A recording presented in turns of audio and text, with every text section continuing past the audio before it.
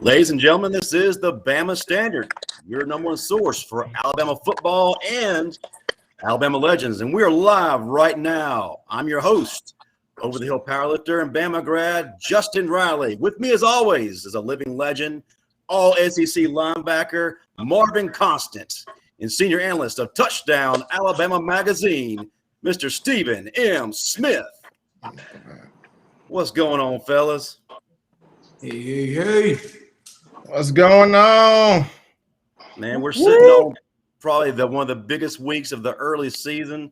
And since defense is going to be a huge key to this game, we got a man that definitely provided a lot of that. But I'm going to turn the mic over to one of the greatest hype men in the business, Stephen M. Smith. If you would, please introduce our guest. I tell you, I had so much fun covering this cat right here. I had so much fun watching this dude every practice, every game. He kept me cracking up when I was on the field watching this dude. This dude grew to be not only one of the best corners of the Saban era, but one of the most entertaining punt returners. He had that little Walter Payton high step, putting punters to sleep and scoring on them dudes. Like, I'm telling you, one of the most exciting people I ever had the chance to cover playing Alabama football. My boy Cyrus Jones in the building, baby. Side 5, baby. Side 5 Jones. What's going on, brother? Appreciate y'all having me, man. Man, glad to have you here, especially the week of the Ole Miss game. I know Marvin has been waiting to properly evaluate our team and mainly our defense. So, yeah, it's a pretty big show tonight. Oh, no, it's going to be a good one. I'm excited about it. Well, I can tell Marvin has a lot to say already, so we're going to go ahead and jump in. in. Bro, look at his face. We're going to go ahead and jump into his segment, Constant Chaos, where he gives his unfiltered view on Alabama and pretty much any damn thing. Marvin, what you got this week? I had to have a conversation today with the Georgia fan. Oh, boy. Here we go. Talking all this crap about how good Georgia is, this, that, and the third. And I had to remind them, yes, you beat Clemson 10-3. But Clemson is a pretender. Oh, my God. Come on, man. Clemson gave Georgia all this hype and all this juice thanks to a 10-3 win. Looking back at it now, did you really beat an elite team? Or did you beat a mediocre team? I think Clemson gave Georgia a little bit of extra juice that maybe they didn't quite deserve just yet. Okay, you beat South Carolina. Trash. But who have you really played yet? I think Arkansas is about to give Georgia ass all they want and then some. That's going to be the real chaos. I think Arkansas is going to cause some chaos of their own in Athens this weekend. I watched them play Texas. I watched them play Texas A&M, who are both clearly better than Clemson. Georgia, you better get ready. But here's a question, Marvin. Are you putting money on this matchup? I think he is. I took the plus 14, plus 18.5 on Arkansas. Yep, sure did. Okay. And if you want full transparency, I took the plus 15.5 on Ole Miss. Okay. Well, Cyrus, man, if you would, give us your thoughts. I ain't done yet, man. Pete Golden is going to let Lane Kiffin trash his ass, and Bama going to win this game, but I don't think it's going to be by more than 5 points. Because Lane Kiffin is going to run circles around Pete's ass. So, yes, I took Ole Miss at plus 15.5 on the same ticket with Arkansas at plus 18.5. And I'm not going to tell you who else I got on that ticket because then that's too much SEC love. But just know, I don't think either one of these games are going to go like everybody thinks it's going to go. I think it's going to be a lot of chaos from these two games, mainly out of Athens. But I can't say out of Tuscaloosa. It won't be just as chaotic because you put Lane Kiffin's brain against Pete Golden's brain and his whole body and his whole put it against Pete's whole career, and Lane will win that matchup 10 out of 10 times. So that offense is going to have to be on 1,000 in order for us to pull this off. Because you got to realize something. Ole Miss had an off week last week.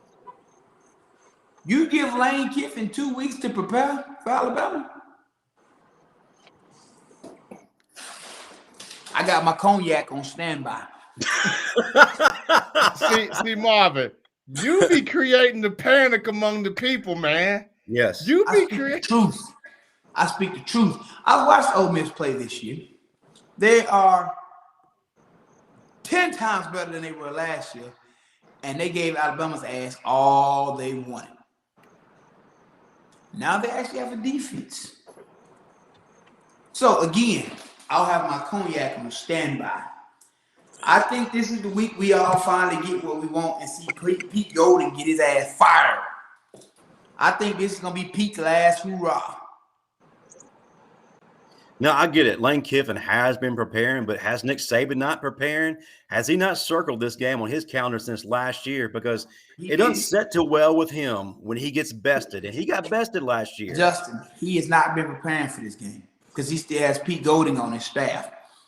Preparing would have been firing Pete's ass and getting a new defensive coordinator. But you didn't do that. So clearly you haven't been preparing for this game. You're giving Lane the keys to the kingdom because Pete Golding will not stop Lane Kiffin's offense. I don't care what you got to say about it. Pete Golding has nothing to stop Lane Kiffin. You ever watch the movie Friday? You see when Debo took Red Chain? That's what it's going to look like. All right, Mama gave me that chain. Ain't got no faith, huh? And Pete Golding, none. He ain't got no faith. Cyrus, look at what he did last year against Ole Miss. Look at what he did last year against Florida. Look at what he did this year against Florida. When he plays high-power offenses, the man chokes. And he chokes hard, man. Hard. And you're not going to tell me that Florida's offensive coordinator is better at calling plays than Lane Kiffin. I ain't never seen Florida offensive coordinator do this before the ball even snapped. Hell, because Lane know when he dialed it up, he dialed it up. The man is a genius at what he does. And Pete Golding is in special education. Pete Golding is a defensive coordinator with an IEP, okay? He has an IEP as a defensive coordinator. Pete needs somebody to stand beside him, put their hand on his shoulder, and walk him through what the hell he got to do, okay? Pete needs assistance. And Lane is about to assist his ass. Okay? Pete needs accommodations as a defensive coordinator. Pete needs extended time. He needs some scaffolding. He needs some chunking. Pete needs his stuff broke down for him. Pete needs somebody calling defenses for him. Lane is about to get with Pete's ass. I'm telling you now. Don't say it and tell y'all. Don't say it and tell you. Trust me, I love Alabama through and through. You see what's behind me, because I want his shit. I did that. But Lane Kiffin about to give Pete Golden ass all he wants. I got you. But before we get your thoughts on our defensive coordinator side, the only hope Pete Golden got is if a bunch of us come out of retirement and go help his ass call defenses. Like, no, Pete, where's that? That's on defense exposed, Pete, okay? It's 3rd and long. We need to bring a little bit of pressure. Keep the safety over the top, Pete, because, you know, it's 3rd and long, so they're going to throw to the sticks. We're not just going to leave that area of the field wide open, Pete, okay? But we need a little bit of pressure so the quarterback can get the ball out because we don't want him to have all day because our DBs can't cover all day, Pete. Okay? You got that, Pete? Because clearly he don't fucking know that. Stephen, will you give him your inhaler? Yeah, he needed this week. Here you go, Marvin. Take a puff. There you go. Take the puff. Listen, man. Do y'all not understand? It was so many times against Florida when we should have been off the field on 3rd downs. I keep telling y'all this. You cannot win games if you can't get off the field on 3rd down. And against Florida, 2nd, 3rd, 4th quarter, we didn't get off the field on 3rd down. Florida was converting. That's why we went. That's why we won by 2 points. Yeah, we got lucky. We couldn't get off the field. And you're not going to tell me that Florida's offense is better than Ole Miss offense. Yeah, we definitely had problems. Beyond problems.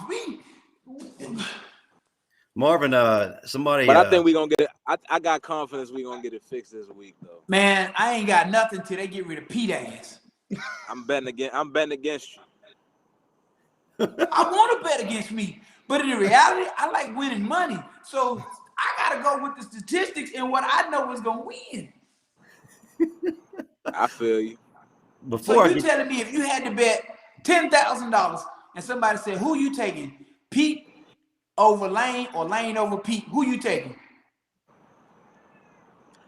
I plead the fifth. Because if you say Pete, I'm about to engage you on this bet right now. I'm gonna go make my bet in private. Yes. Hey, I like free money now. If you really feel that way, I'm gonna bet you myself. You know Marvin secretly ODB from Wu-Tang Clan. Free money. Lane Kiffin is gonna wear Pete Golding's ass out. Don't say I didn't tell you. Don't say I didn't. And listen, I told y'all in the Miami game, I said, but it's Miami. Wait till we play Florida. Wait till we play Ole Miss. Florida took our ass to the woodshed and back, man. Now we about to find out. I told y'all a month and a half ago that these were gonna be the two games that gonna tell if we are a pretender or if we for real. And we almost failed the test against Florida because had Jackass just handed that ball off on that 2-point conversion and they gave it with the overtime, they had the momentum. And we couldn't do nothing that second half. We couldn't do nothing past the first quarter.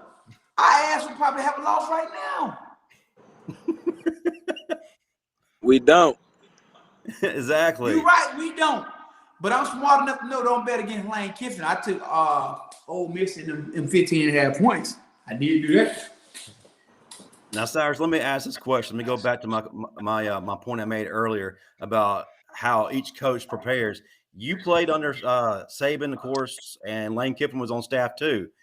Who has the edge in preparation? Because Marvin's contending because Lane had this extra time off that he possibly has the edge over Coach Saban. But from your experience, Justin, quit saying Coach Saban. It's Lane Kiffin versus Pete Golding. Would you let the man answer my question? Lane calls the plays at Ole Miss. Pete calls the defenses at Alabama. It ain't Lane versus Nick. It's Lane versus Pete's trash ass. And you know what? I'm going to Cabo next month. So thanks to Lane and Pete's dumb ass, I'm going to have a great Cabo trip because Lane going to make me plenty of money this week. Alabama going to win, but Alabama ain't covering 15.5 against Ole Miss. If you take 15.5 on Bama this weekend, you are an idiot. You can message me. Hey. And I even bet you. I'll take your money. I ain't in all the gambling too much, but as long as we get the dub, that's all I care about. Oh, I know we're going to win, but we ain't covering that 15.5, though. Hey, that's all I'm interested in, the dub. What Jameis do, that's all I care about. He's going to eat a win. Hey, listen, I'm all about getting to this money, man, so I had to get my bets in. But only a fool would take Alabama with them 15.5 over Ole Miss. Only a fool would do that. But if you're that much of a fool, please message me, and I will happily give you another wager. It's cool. You can bet. I'm not going to bet against my dogs. I'm talking about the general public out there. Yeah, for sure. Hold on. Marvin said the general public out there. Marvin said, Cyrus, not you. I mean, them other clowns. All right. I know we're going to win. But that 15.5, that's going to be a stretch. Just like Georgia with that 18.5 over Arkansas, it's going to be a stretch. All right. But here's my thing though. And I get it. This was huge for Arkansas. Why is game day in Athens versus Tuscaloosa? Crickets. Yeah, exactly. There is no reason for that. Unless they plan on coming back for the Texas A&M game. Is that in Tuscaloosa? No, that's in Cowfield. That's in Texas. Oh, I don't know what the time they're going to come to Tuscaloosa because Tennessee trash. Mm-hmm. All right, I'm gonna ask you a question, Cyrus. Back when you played, man, you had the nickname of Clankerton for a reason. You locked down receivers, but you were also locked in on your assignments. You weren't going to miss a tackle, and you weren't going to be found out of position. Why is this group of DBs having a hard time with those things? Because Pete Golding calls the defenses. Is your name Cyrus? But man, I mean, I really couldn't tell you, man. I'm not in the room. I'm not there. I'm not in the building. I'm not with those Tell the guys. So I can't truth. really give you an Speak exact from the answer. heart. It's But okay to say Pete is terrible at his job. I'm I always keeping it 100, man. But yeah, I don't really. My man a little bit more radical than me, but like I don't know whose fault it is. I mean, it's everybody's fault. I mean, that's how my approach is. Like, I'm sure that they went back, looked at the film, just how we used to do. Hold on, And time out. Coach Saban I called it out. ain't gonna give you that freebie. Hold on, let me ask you a question. What's up? You say it's everybody's fault. All right, so I'm gonna call it what it is. You in one-on-one coverage on the corner, you ain't got no safety help over the top, and the blitz ain't getting home, and the quarterback. Hold on. Bruh. Hold on. No. You Hold trying to get on, let me? me just ask my That question. ain't me. That's you, bro. If I went down and broke down the film, of course I can say this and that. But I don't know place specifics, my guy. Can I ask my question though? No. You just asked your question. Yes, by 10. He ain't I'm answered the trying to question ask yet. you a question though. What's up? So you in one-on-one coverage, no safety help over the top. The blitz ain't getting there, and they keep leaving you on the island by yourself. Are you not going to get frustrated? Of course, that is a problem. That is a problem. And like I said, hold on. But are you not going to get frustrated at some point if the quarterback has got all day to throw? Because nobody can cover all day. Of course, so at some point, wouldn't there be a level of frustration? Of course. Right, and that's what's been happening regularly though. Yeah, then that's why my frustration. And I'm sure knowing the head coach that I played for, that's getting addressed. Well, I hope so. I thought the same thing 2-3 years ago, but it ain't happened yet. So I'm still scratching my head trying to figure it out. Hey man, I mean, hey man, I'm sure. I want them to address. I'm sure we gonna see a different defense out there on Saturday. Listen, I pray so. I put my money on. I talk more trash than most people you probably ever met. I bet more money than most people. Trust me, I don't like losing money, and I don't like not being talk trash. Hey, so Simon. So I need them to fix this.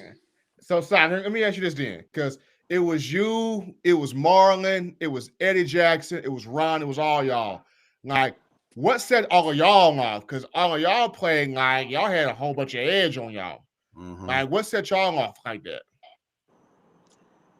I mean, we never really had a specific thing that set us off. Now that you name that group, I feel like everybody in that group just always had like played with a chip on their shoulder of some sort. Like, I mean, I can't name what it was specifically, but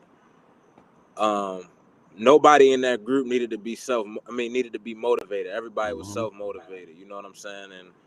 And like that's you can't teach that. Either you got it or you don't. Like, a coach shouldn't have to get you up for a game or whatever the case may be. Like, you should just be ready to go just because you got the opportunity. So, like, we was all dogs. We was ready to go, handle our business and then go back and chill and do whatever we had to do afterwards. Okay. Like, I mean, y'all were all dogs. I give you that. Y'all amazing, awesome. But Kirby also puts y'all in the right positions, right or wrong? Yeah, for sure. We was definitely well coached and put in the right position. Not to say I ain't saying no names. I'm gonna let you do that. But my coach put us in the right position.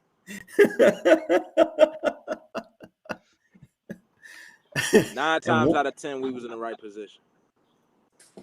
That's my whole point. But I will say this though, a lot of times when we wasn't in the right position, we still got it done. Right. Because you know why though? Because when you a dog and you athletic, yes, you can make up for not being in the right position. But they are too. But when you're constantly not in the right position, it makes you think, where should I be and what should I be doing? Opposed to if you're in the right position, all you gotta do is read and react at that point. True. But they also had something that really isn't prevalent right now in this defense, and that was great communication amongst you guys. And that was so critical in big games like this. Justin, great communication on the defense starts with the defensive coordinator. If the defensive coordinator is not preparing them properly, you won't have that communication. Because whether it was Kirby, whether it was Jeremy, it was great communication. When I played, it was Ellis Johnson, number 2 defense in the country. He instilled upon us great communication. If you don't have a leader instilling that in you, then that's what you get. It starts with the defensive coordinator. So if there's no great communication, we know who it starts with. I got you. So Marvin, where's the hashtag Fire Pete shirt? Like, you're not wearing that today. I'm not even giving him life today. I'm not even doing that today. Nope. Well, as we look at the Rebel offense that's coming in, they got a balanced attack with Dontario Drummond, Snoop Connor, Jerry and Ely, and Corral, of course, under center. Snoop Connor. Cyrus, after practicing against Kiffin, in practice every day, how do you disrupt his offense? Well, in my opinion, you got to be able to cover sideline to sideline because he's definitely going to try to stretch you initially. That's my opinion. And try to get you just displaced, I feel like, with your zones and everything like that. Like, so you're going to have to really just try to, one, ignore all the eye candy that they try to throw at you. Two, with the motions and everything like that. Mm-hmm. And everybody just going to have to be disciplined and locked in on their assignment. Nobody can go out there and try to be a hero. Like, this is one of them games where it's though, like, you literally got to, if it's man, look at your man, like, unless it's dire need not to, you know what I'm saying? Like, and be locked in the whole play. That's all I can really say. Like, ignore the eye candy. Know what you're supposed to do. Know where your help is. And, hey, play ball. You make some great points because you got to be disciplined against Lane. Because what Lane does best is motion and screen game. And once he sets you that motion and screen game, you know the deep ball coming after that. Exactly. The moment you fall for that, you are for sure. So he gonna stay disciplined with it. Even if he don't work the first few times he do it, he's still gonna do it. Like, and he gonna just to make you respect. He literally gonna wait step for up, one it's time over. to flip up, and it's over with. Like, they gonna see it, and it's gonna be a wrap. So, like, not giving that stuff up on film, and they gotta be willing to just ride the game and let it flow. Like, you know what I'm saying? It's gonna be players giving up. Like, they're not gonna be perfect, you know what I'm saying? But they gonna have to be on top of the adjustments on the sidelines and everything like that, and the communication gonna have to be A1 and on point as far as what they seeing, as far as the sets that they coming out in. Just everything like that. Communication just gonna have to be at the highest level it's been, like, obviously. So because he gonna hit them with some motions and some packages that's gonna throw them off balance. Lane is gonna come out with some stuff that's gonna make you think 2 or 3 times before that ball snap. That's gonna have you discombobulated. You're gonna have to rely on your keys and what you've been doing all week in practice. Because Lane gonna put you in some uncompromising position. And the moment you second guess something, that's when he takes advantage of people. And it's gonna be stuff that you ain't seen on film too. Because of course, you already know he got stuff specifically drawn up for us. Like, you know what I'm saying? Like, without a doubt. So let me ask you this then, because you made a good point then, is doing your job and not playing hero ball. Because a lot of these young guys, now they feel like, well, I gotta make the play. And sometimes Kiffin gonna take advantage of that over eagerness. You want to make the play so bad that you kind of forget, let me just do my part of the play. Like, how important is that? I mean, it's the most important. I mean, like I said, like, everybody, it's like a finger's on the hand. You know what I'm saying? The hand not going to work probably if one finger get cut off. So if one person just not just on point, don't know what he's supposed to do, or if it's just any lack or delay, like you saw, it could cost you. Like, I'm not going to say, obviously, I can't say specifics because we're not in the game yet, but, I mean, you know, why not? Why you want to have a play and be out of position, or you want to give yourself the best chance to be successful and make a stop? Like, it's just common sense. Like, just they need to be on top of their job. But Pete is going to line them up out of position. It starts from the top down, of course. It starts from practice and the game plan, of course. Like, no doubt. Like, so that's my 2 piece on it. Care to add to that, Marvin? Marvin's shaking his head. Steve should have sent that question to Pete Golden himself. Like, listen, man. Y'all don't understand how Lane's about to put Pete on full display. If you remember last year, on the sideline when Nick was chewing Pete's ass out in the middle of the Ole Miss game. Y'all remember that?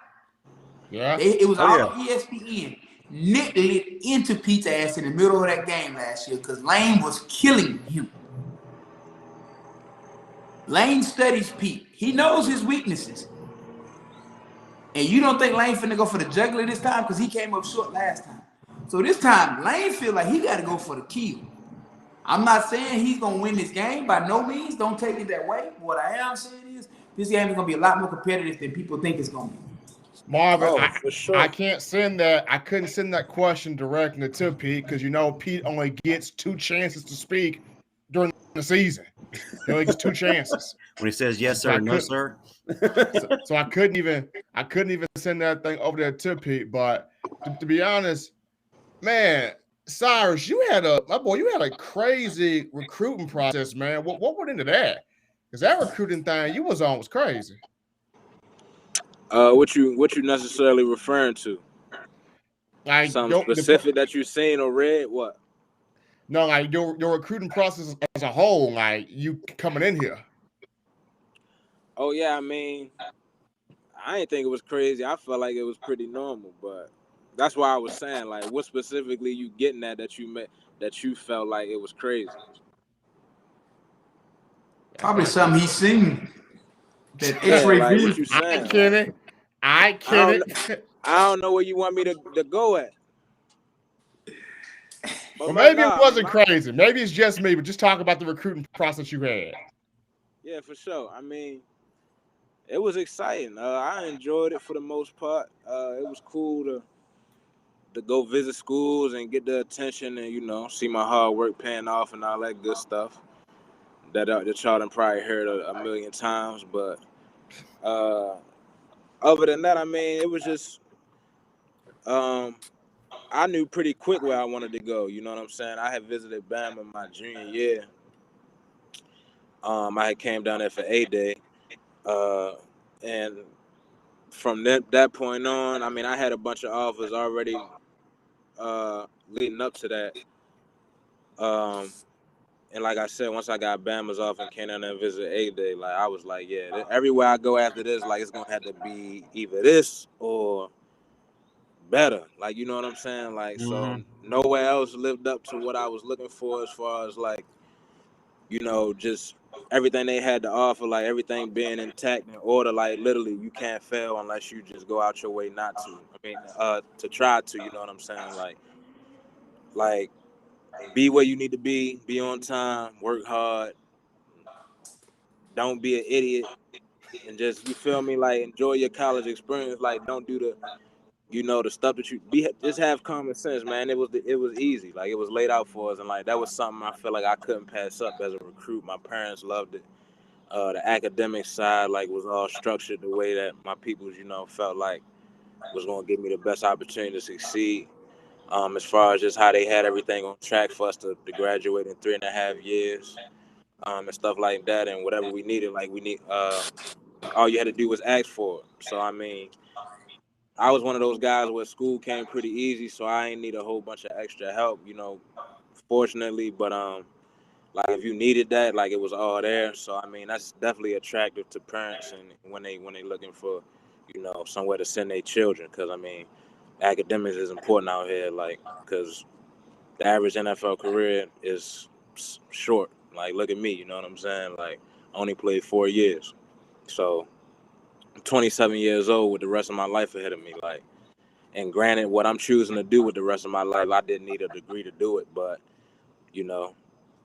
what's to say I don't do this for long and I want to get into something else or whatever have you. So you just want to give yourself, a plan B if necessary, and just, like I said, that all played a part in my decision. So Bama was the right spot for me.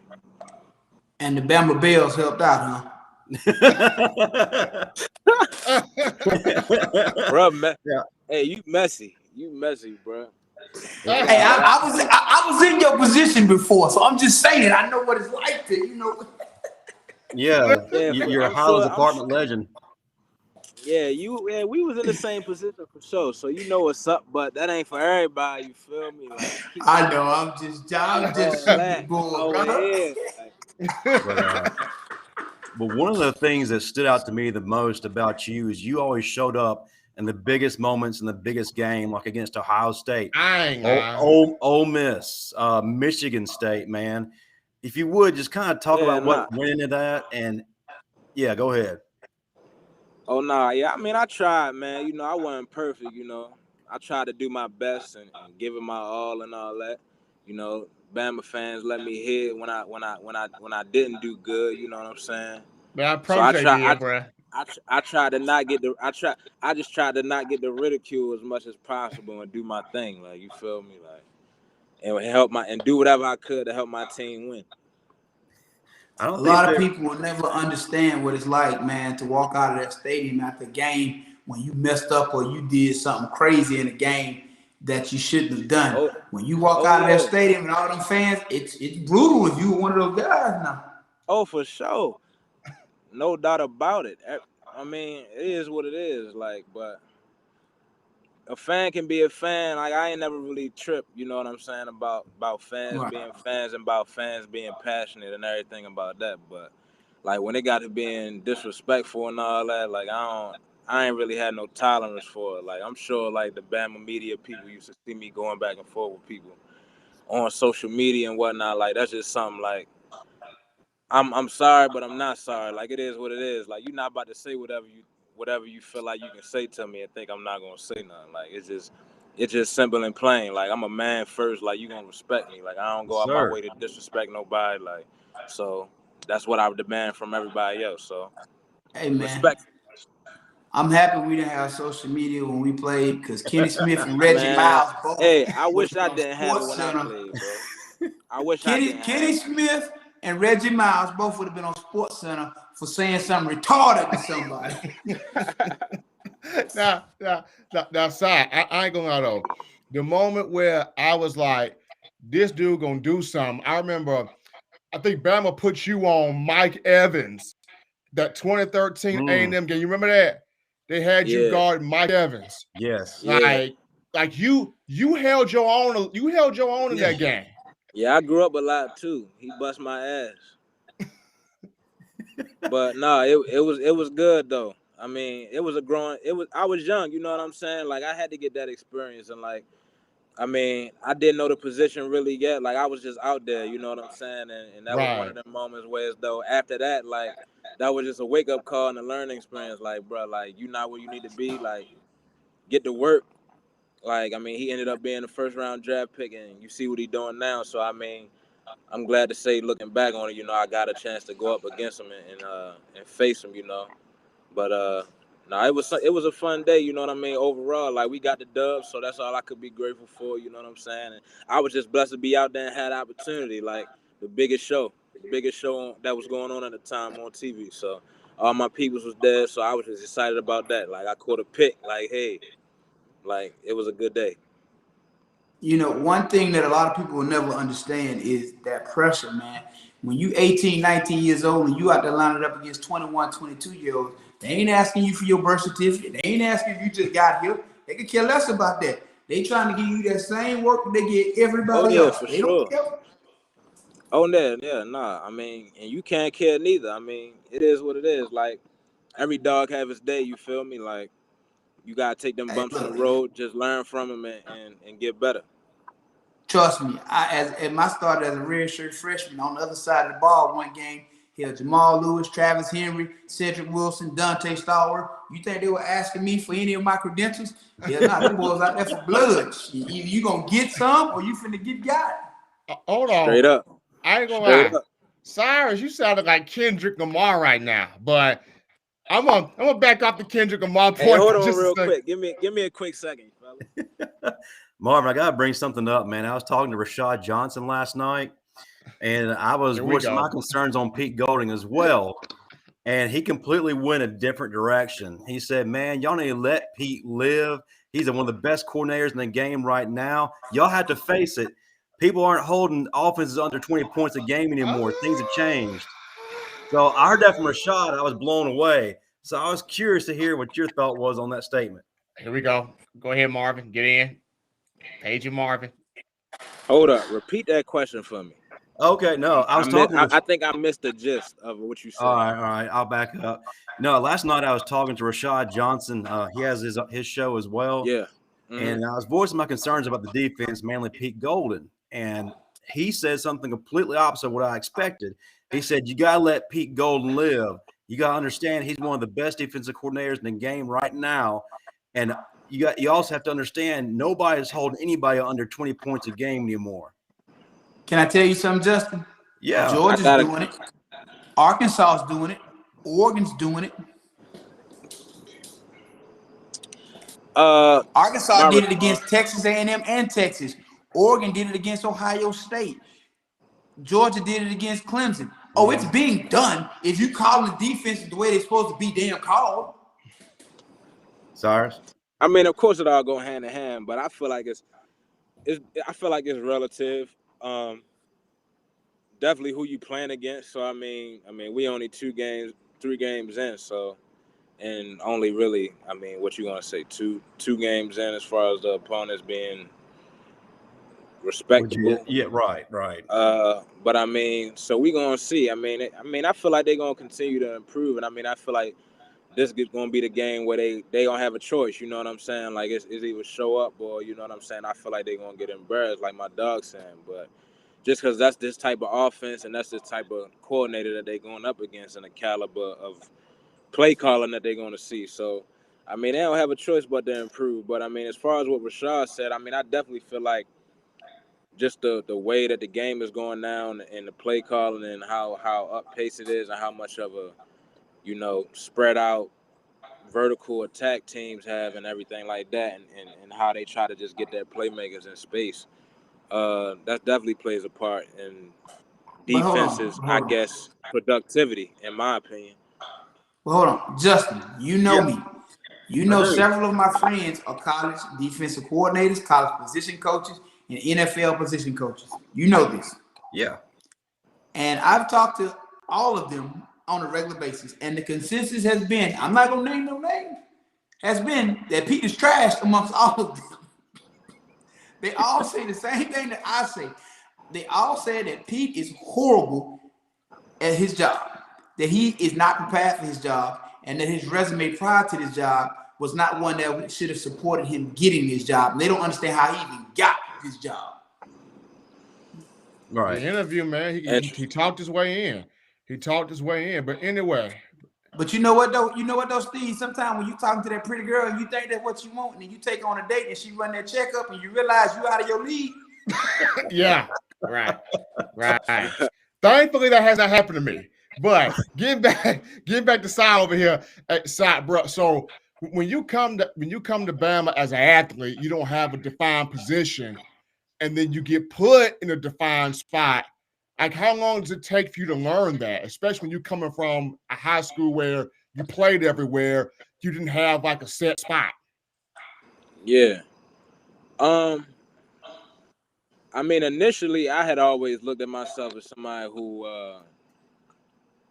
wanted the ball in his hands. Like, so, I mean, while I played everything and I was definitely successful at corner, like it was my decision to play receiver at first. So it wasn't like Coach Saban like told me that's where I had to start off or whatever. Right. And I'm pretty sure he wanted me to play corner first. For sure.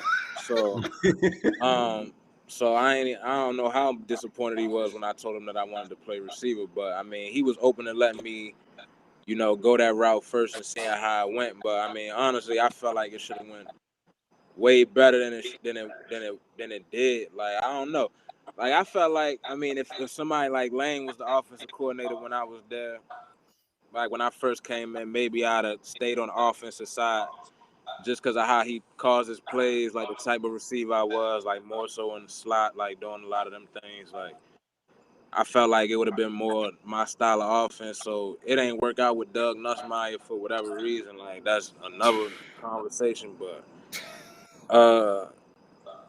yeah, I mean, it all worked out how I was supposed to, I feel like, you know, I mean, no doubt. It's definitely tough, you know, to make that transition, but I mean, if you can handle it, if you feel like he gave me the chance to decide, so it wasn't like I said, he always gave me a choice in the matter, so, like, he asked me would I be willing to do it for the springtime when we were losing like D. Milner and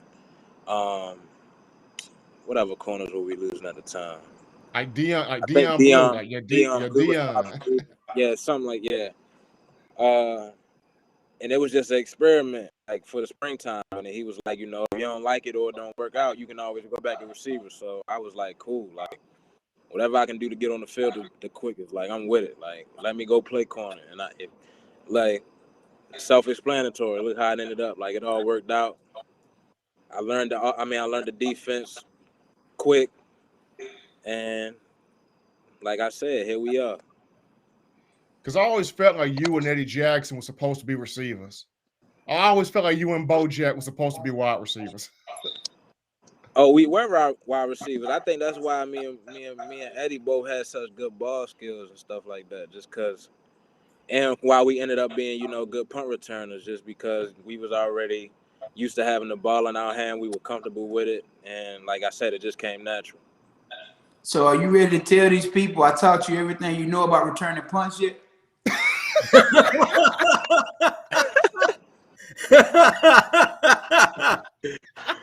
Keep it rolling, like you said. Like, nah. No. Hey, man, I can't give you that honor. Hey, look, I'm gonna tell y'all a funny story. So, you know, in college, my roommate was Freddie Millen. So, you know, Freddie used to return punts, him and AC. Man, I called myself and go down there with them one day trying to catch a punt out that jug machine.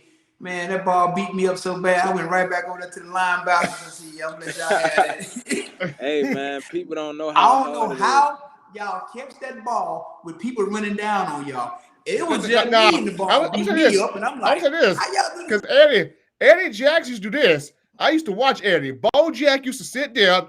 He would have himself in position. He would look up for the ball. Then he would look at the wedge being set up. Then he would look back up, look at the wedge, and then catch the ball and go. Listen, yeah, man, you got. I mean, the good returners can check and look and check and look and all and do all that. I mean, it's definitely, you can't teach it, really, honest. I mean, it's just got to be a field thing. Like either you can do it or you can't. Like that's why.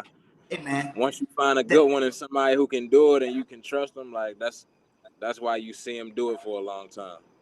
There was no defense, and that ball beat me up. I looked retarded out there trying to catch that ball. I nice and politely put my helmet back on, went right back over there. I don't know how y'all do it. Blessings to you, but hey, this ain't. Hey, yeah, they love you when you're doing it good, but when you drop one, man, you the worst. They killing you then. They killing you then. You the worst dude in the world when you drop one. They love you when you scoring touchdowns, though. But how do you catch that ball with somebody 1 foot in front of you, and you got two people running down, and you still catch that ball and you don't drop it? Again, I couldn't catch it on air with nobody coming down. Hey, practice, man. I don't know. It's just reps.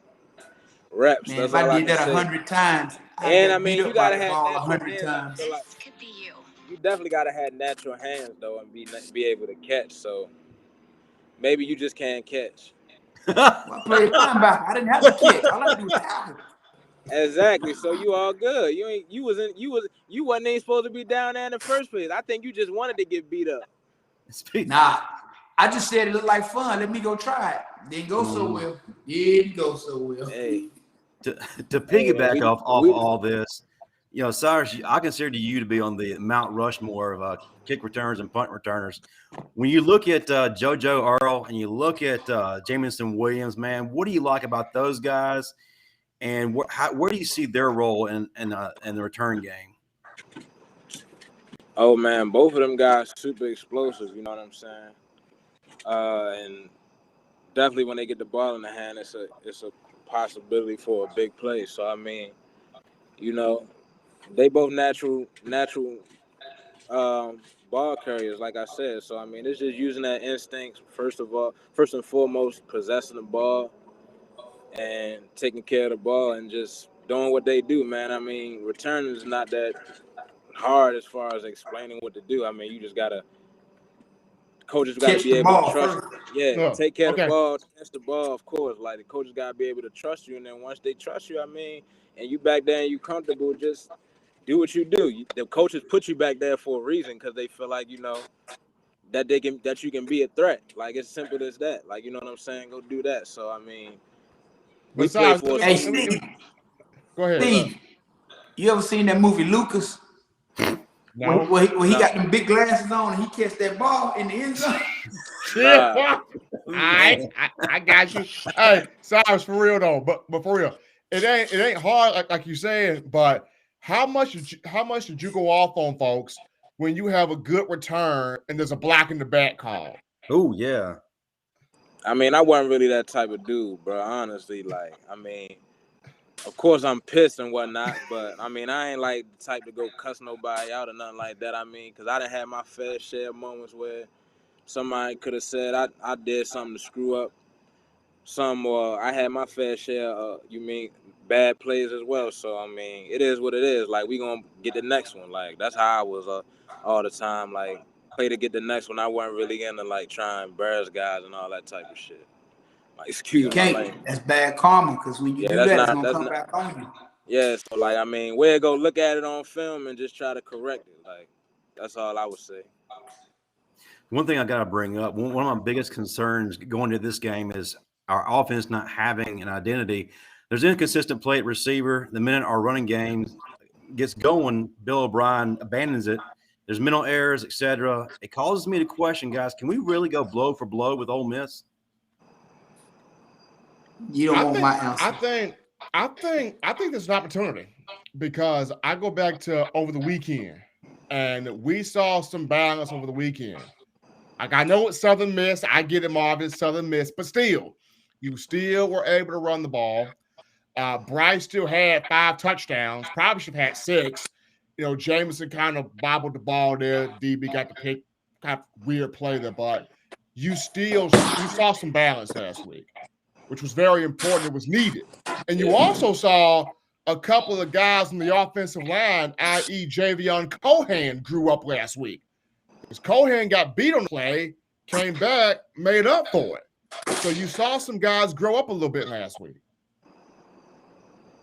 So what you think about, man? Do you think we can go blow for blow with Ole Miss? I don't really know. That's a tough question. I mean, I feel like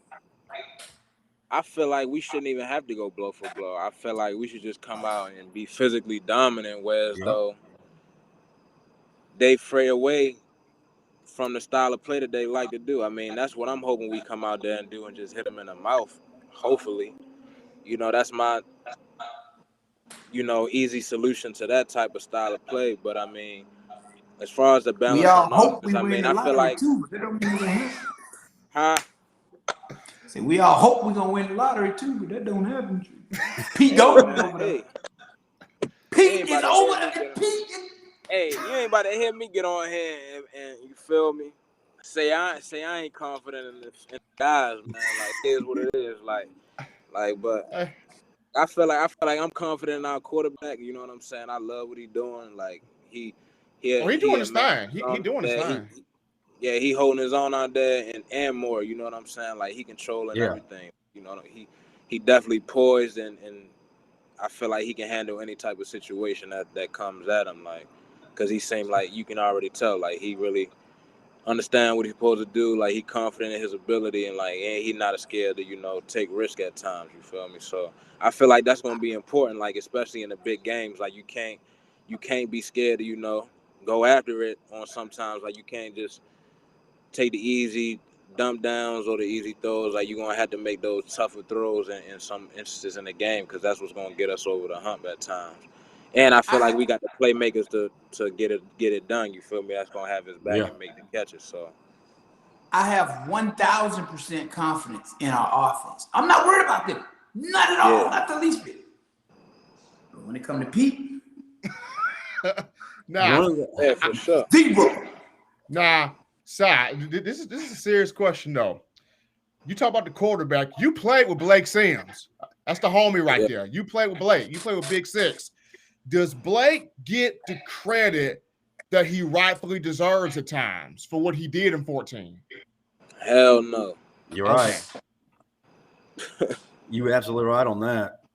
No, Because he I don't. feel, if you want, because I feel hold like on, he. hold on. Time out. Do you want the unfiltered truth on this matter? And we already know why it is, unfortunately. We can go back to I'm gonna let Andrews my out dog. in '99 when we should have won the national championship. That we beat Florida twice that year, won the SEC championship. You can look at Jalen Hurts. You can look at Blake. Did any of the three get the credit they deserve? No, not at all. No. Blake broke every record and set every record in the book. I mean, he was the He OG. did. And we all know why the three of them didn't get the credit they deserve.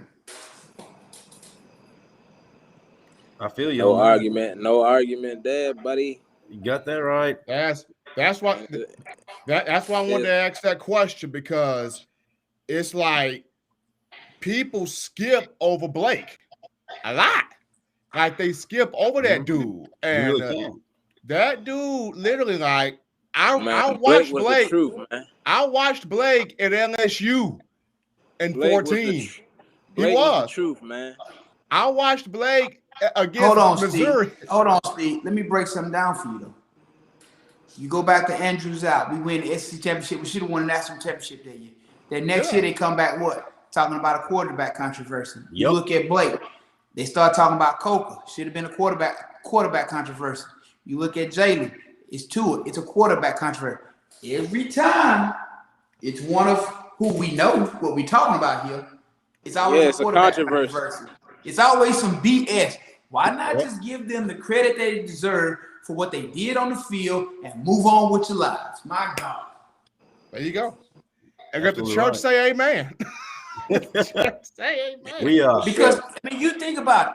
Do you ever hear anybody talk about Andrews out and all the passing records that's out broke when he was at Alabama? No. No. Do they talk about Blake and the records that Blake broke? No. Yeah, you're absolutely right. It's like they want to watch them from the history. For what? Because they black. This is kind of what it is.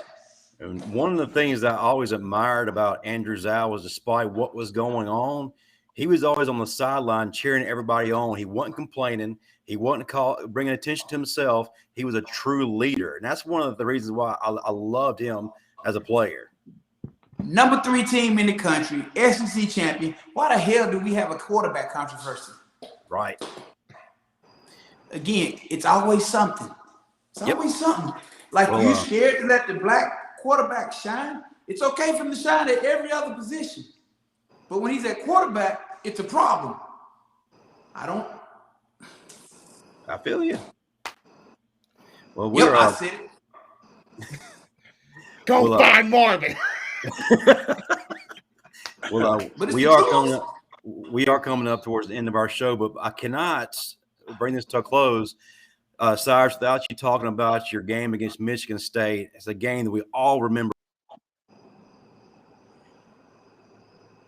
Justin, well, you dominated every. You broke up a little bit. I know you said Michigan State. To Alabama just go fans, back and recap. Yeah, brother, because to Alabama fans, that was probably your most memorable game where you just dominated in every aspect. So if you would, man, touch on that. No, man. I mean, I ain't really do nothing different than what I always did. You know what I'm saying? Just try to practice hard. I knew it was big stage, big game, big opportunity for us. You know what I'm saying? To get done what we didn't get done the year before. And like I said, anytime people always ask me, how many national championships that you have, I say 2, but I'm not even happy with saying that I got 2, because honestly, it is the honest to God truth. I should have had 4 the whole time I was there. We should have won every year. And that's how we always carried it. You know what I'm saying? And I feel like that's why, they continue to have the success that we have, just because that's how we look at it. I mean, it's national championship or bust, you know what I'm saying, at all times. And people can like it or not like it. It is what it is. But, I just tried to come out and do my job. And I knew my job on punt return was to go out and make a big play for the team. And I knew that's what I should be doing, because I had the tools to do that. So that's what I went out and did. And as far as just the defensive play, man, I just tried to always be consistent as I could. And And that's what that play was, just me being consistent. It was a normal cover 2, drop, nothing I didn't do 100 times before, you know what I'm saying? And quarterback just ended up throwing it right to me that play. So I just made the plays when they came to me. I never tried to go out and try to be, Superman or nothing like that. I just try to prepare and do the right thing and let my athleticism and my play speak for itself when I got the chance. So Absolutely, man. yeah. Well, let's move to our closing segment. Marvin, if you would kind of take over and talk to us about 40 Plus Strong, how it's going, how we can get our hands on your book, and all the good things that are going on right now. Hey, you want a copy? 40PLUSSTRONG.com, 40plusstrong.com. I mean, the book, the book is doing what the book does. We'll actually be going out on the road here pretty soon to some spots in Alabama, take this thing out on the road, mingle with the people, interact with them, and let them know what it really is, what's really going on. Because again, just because you're in your 40s doesn't mean you can't be fit.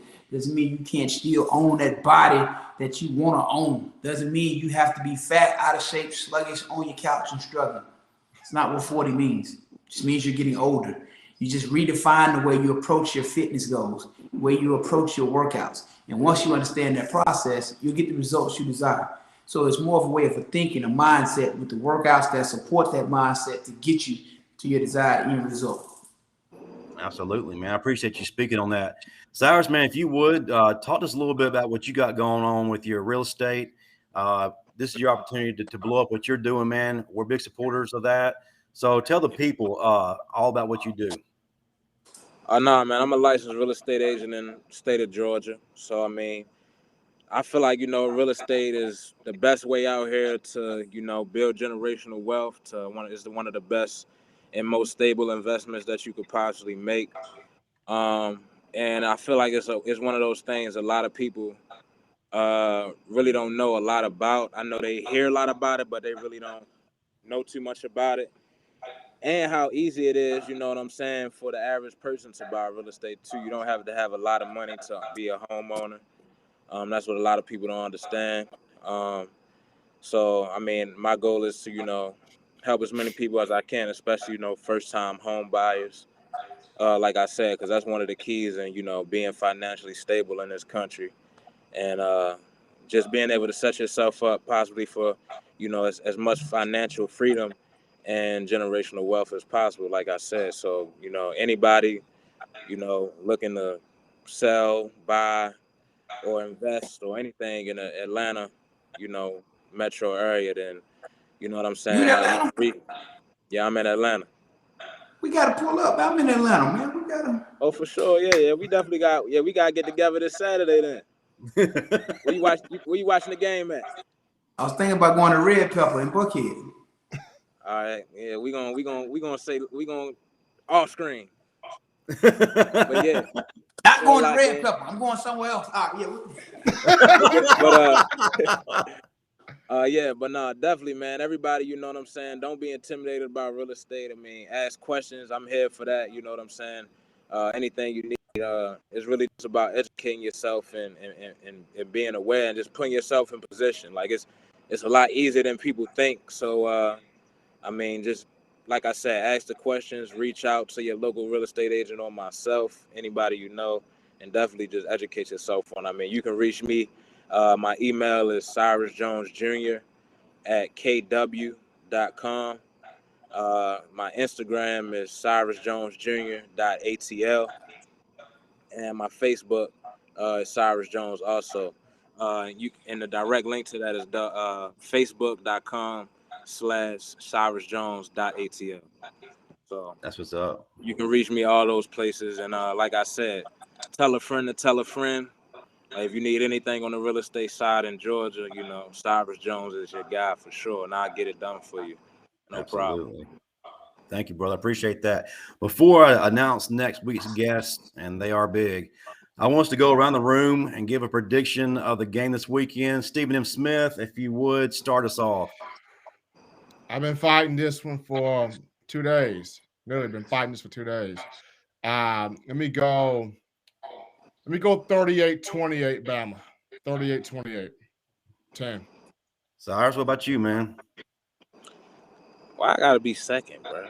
All right, I'll let you go last. Marvin, go ahead. I'm going 52-48 Bama.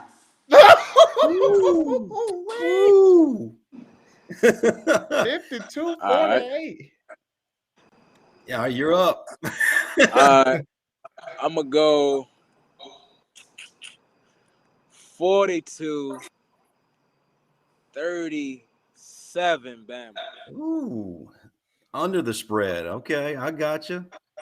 Hey, yeah, remember the audience, Waylon said, I've been looking for in Atlanta for a condo or a penthouse. Now I know who to contact. I'll hit you soon, Cyrus. I'm here, man. Reach out. Again, Cyrus Jones Jr. At kw.com, or you can directly reach me at my Instagram, CyrusJonesJr.atl. Junior. In those ways, we can set something up. So anyone out there. All right. And next week, I got to bring some dynamic people into the building, and they happen to be from Marvin Constant's 99 SEC championship team. Two of these gentlemen are responsible for winning that championship. One we're very familiar with. He's been on our show. Mr. A.C. Carter is returning. The other is someone that nobody said I could ever get. The man, the myth, the legend, Mr. Freddie Millens. So tune in next week, guys. We got a good one. Cyrus, man, I appreciate you coming on, man. I definitely appreciate your time and everything you did for the Crimson Tide, brother. Baddest corner in the game. Baddest corner in the man. game. Hey, man. I'm glad you think so, man. I appreciate you. Absolutely. You're probably the only one that feel like that, bro. So all hell to you. You feel me? Like, much respect. Hey, I appreciate y'all having me on, bro. Yes, sir. And Roll Tide, everybody. For sure. Roll Tide. Y'all stay safe. Roll Tide. All right.